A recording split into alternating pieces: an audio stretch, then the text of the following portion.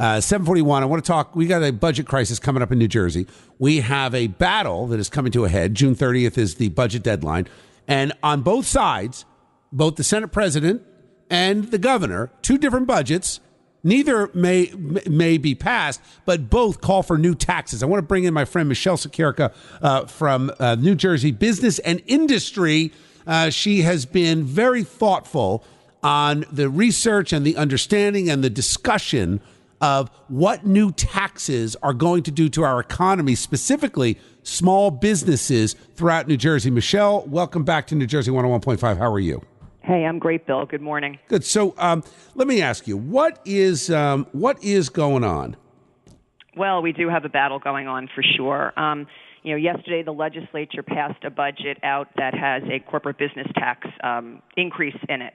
And it's not just that it's a little bit of an increase, it's a significant increase. And this bill also includes in it other taxes on dividends and things called repatriation, very complex tax stuff that you and I aren't just going to get very easily. And that's why we need time to understand the impact of these things on business. And let me tell you, the impact is significant. Yeah. What does it mean, though, when you look at this? So let's take the Senate president for a minute. His bill and what he's pushing he's opposed to, I couldn't believe my ears, actually, to be honest, Michele. I think the Senate president actually discussed spending cuts the other day. I almost fell out of my chair. So, right? It's like spending cuts. Wait, who is that? Where is Steve Sweeney? What have you done with him? So, but the problem is he's so afraid to not have some taxes in it that he's talking about an increase in the business tax from 9% now, which is already very high across the country comparatively. But they want to raise it now to 11.5 to 13%. What would a 13% tax rate do to like your local dry cleaner, your liquor store? What would that do? Your small manufacturing shop? What would that do to your members? Actually, the rates, the increases are on particular corporations. Okay. It's our larger corporations. We have over 2,000 companies in New Jersey who account for $20 billion who will be impacted by this. Wow. It's an increase on those who are $1 million and above in net allocated income. Okay, so might not necessarily be hitting that small dry cleaner. However, the large companies in New Jersey, we keep pounding on them. Bill, these folks have facilities in other states. They're telling us they're going to stagnate. They are not going to grow new jobs in New Jersey. They're going to grow in the other states where they're doing business, and they're not going to do it here if they don't leave entirely. Michele, I've got to believe that there are small businesses that have $1 million in revenue. I mean, $1 million in revenue for a business is not really that big a business, right? Oh, absolutely. Absolutely. I mean, we absolutely have small business. And think about, we're an innovation state, right? Right. So think about everything we're doing in technology and driving innovation. Those are specifically the companies, the small companies that generate good revenue that could be impacted by this as well. So you testified before the committee yesterday, is that right? Correct, yes. What impact do you think you've been around for a long time advocating on behalf of small businesses, advocating on behalf of common sense when it comes to fiscal policy. What, if anything, did anyone respond to you? What do you expect to come out of this budget battle? Actually, they did respond. We got a response in both the Senate and in the Assembly. And the response was, please don't think that we don't hear you, because we do hear you.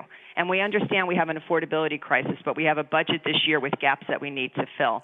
And the idea that they are proposing in only having this quote-unquote surcharge for 2 years is that we will take these 2 years to figure out our structural deficiencies and correct them. And we're going to call them to task on that. I mean, we're fighting hard to make sure that there is no tax increase in this budget. Unfortunately, there's going to be a tax increase in this budget because you have a governor calling for one type of tax increase and you have a legislature calling for another type of tax increase. So which one do you side with if you had to choose? No, we can't choose, Bill, because it's a millionaire's tax versus a corporate business tax. In either case, we are going to see outmigration and stagnation in New Jersey. How much money have we lost in the last few years? How much money? God, last 12 years, $25 billion in adjusted gross income out of the state of New Jersey. And right there, that's only literally walking out. We can't account for the lack of growth that we haven't had. Let's talk about millionaires for 1 minute in the state of New Jersey, because government loves to say we make millionaires every day in New Jersey. We should be proud of making millionaires. But you want to know something, Bill? Our growth in millionaires is the slowest in the region. Other states have surpassed us in terms of how fast we grow millionaires.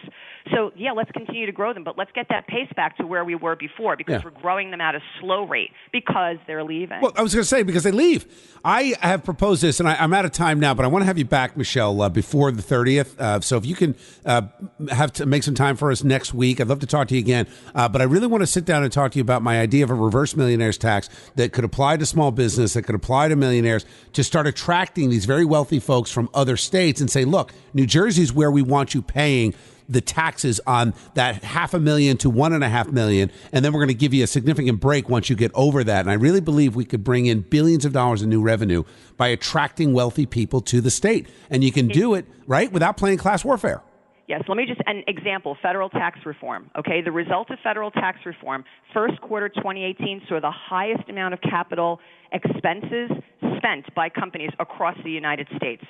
Capital expenditures. Yep. The best ever, 39% in the nation. That's because we're putting money back in the pocket of business. They're putting it back in the economy, and that's what we need to do. That's what we need to do here. All right, Michele, let's check in maybe Tuesday or Wednesday as we head toward that deadline. Good? Yeah, look forward to it. And Thank you. Hopefully we're going to make a July 1st deadline, Bill. Yeah, that's our goal. We'll see. I don't know. If the government shuts down, would anybody really notice? We'll have that conversation, too. Michele, thank you for your advocacy on behalf of small business and common sense. Always good to talk to you. Take care, Bill. You take care. All right, that was Michele Siekerka from the New Jersey Business and Industry Association. 747 traffic and weather next.